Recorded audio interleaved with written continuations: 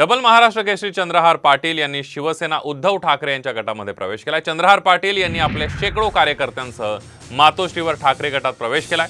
त्यानंतर त्यांनी ठाकरे गटाकडून उमेदवारी जाहीर करण्यात आली आहे। सांगली जिल्ह्याचा विकास करण्यासाठी मतदार महाविकास आघाडीचा उमेदवार निवडून देतील असा विश्वास चंद्रहार पाटील यांनी व्यक्त केलाय।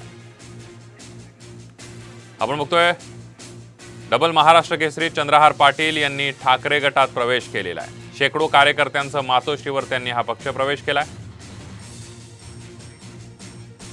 गदा आणि मशाल हे दोन्ही मर्दाच्या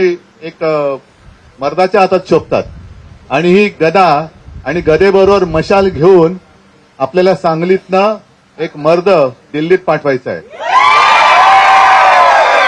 महाराष्ट्रातल्या जनतेला एक विश्वास अधिक दृढ झाला असेल की नाही, माझ्यासाठी लढणारे शिवरायाच्या महाराष्ट्रात आज देखील मर्द आहेत आणि तोच मर्दपणा आता आपल्याला दिल्लीला दाखवावाच लागेल।